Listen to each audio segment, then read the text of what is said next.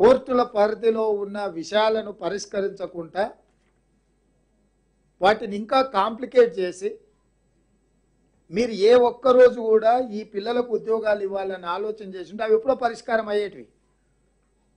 వాళ్ళకి ఇవ్వాల్సిన అవసరం ఉందా? వాళ్ళకి ఇవ్వకపోతే ఏమవుతుంది? ఏం చేస్తారు వాళ్ళు?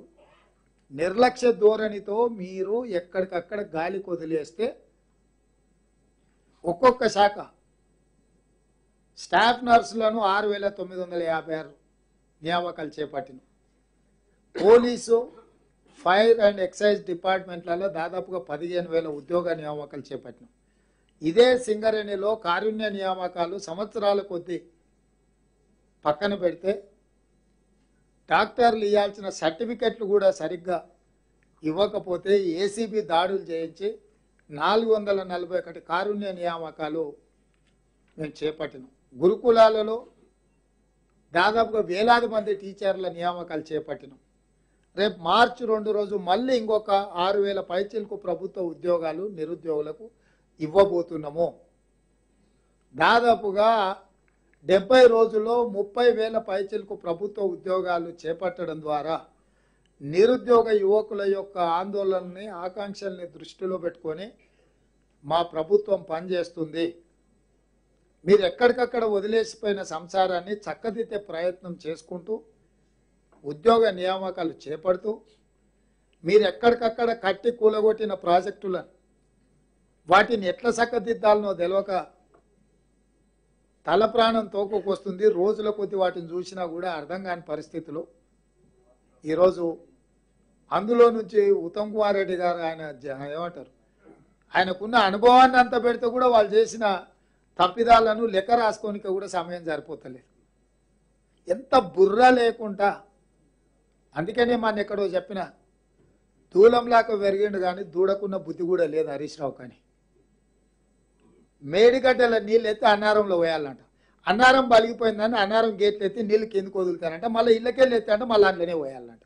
అసలు ఏమన్నా మెదడు ఉండే మాటలు మాట్లాడుతుండా? మేడిగడ్డల నీళ్ళు ఎత్తితే పోయాల్సింది అన్నారంలో. అన్నారం ఆల్రెడీ పలిగిపోయింది అని అన్నారంలో గేట్లు తీసి అన్నారంలో ఉన్న నీళ్లు కిందికి వదిలినాం. మేడిగడ్డ కుంగిపోయిందని చెప్పి మేడిగడ్డలు ఉన్న నీళ్లు సముద్రానికి వదిలినాం. ఇందులో నుంచి ఎత్తి అందులో పోసి, అందులో నుంచి ఎత్తి ఇందులో పోసి కాకి లెక్కలు రాసి 1,00,000 కోట్లు మింగి ఇవాళ అది మొత్తం కుంగిపోయిన దాన్ని ఎట్లా బాగు చేయాలో దానికి సలహా చెప్పరు. పోదని రాసి చూసేద్దామంటే రారు. 80,000 పుస్తకాలు చదివిన ఆయన రావయ్య స్వామి బడికి వచ్చి నీ చదువు అంత ఏందో చూడు, ఇక్కడ పరీక్షలు అవుతున్నాయి ఏమైనా చెప్పు అని అంటే ఆయన రాడు. వచ్చిన అల్లుడేమో నోరు తెరిస్తే అబద్ధమే. అంటే ఈరోజు నీళ్ళ విషయంలో వాళ్ళు చేసింది దోపిడే. నీళ్ళ ముసుగులో నిధుల దోపిడీ జరిగింది. 1,00,000 కోట్లు ఖర్చు పెట్టిన 1,00,000 కోట్లతో కట్టిన కాళేశ్వరం ఒకవేళ కూలిపోకపోయి ఉంటే వీళ్ళు చేసిన తప్పిదాల మీద చర్చ కొంత తక్కువ జరిగి ఉండేది. ఇవాళ మేడిగడ్డ కుంగిపోయింది, అన్నారం పగిలిపోయింది అని చెప్తుంటే మళ్ళీ మేడిగడ్డల నుంచి నీళ్ళు అయితే అన్నారంలో పోయమంటారు. వితండవాదంతో అచ్చంపేట పోయింది, అచ్చంపేటకు పోయి చెప్తున్నాడు మొత్తం ప్రాజెక్టులు వాళ్ళకి అప్పచెప్పిరా. ఎవరు అప్పచెప్పిరా ప్రాజెక్టులు?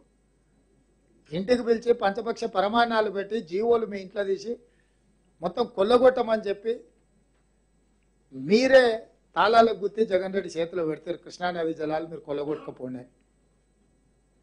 స్వయంగా కేసీఆర్ మాట్లాడింది చూపించినా కూడా కనీసం ఇప్పటికైనా అర్థం చేసుకొని నోరు మూసుకొని ఉంటారేమో అని మేము అనుకున్నాం. మళ్ళీ అదే తప్పుడు మాటలు మాట్లాడుకుంటూ ఊరు మీద తిరుగుతున్నారు. గోదావరి జలాలు అట్లా పోయినాయి, కృష్ణానది జలాలు ఇట్లా పోయినాయి, ఉద్యోగ నియామకాలు కోర్టులకు వదిలేసిండ్రు, రాష్ట్రంలో పరిపాలన గాలికి వదిలేసిండ్రు. 10 ఏళ్ళు వాళ్ళు అమలు చేయని వాళ్ళు ఇచ్చిన హామీలు నేను ఇప్పుడు కూడా సూటిగా టీఆర్ఎస్ పార్టీకి సవాల్ విసురుతున్నా.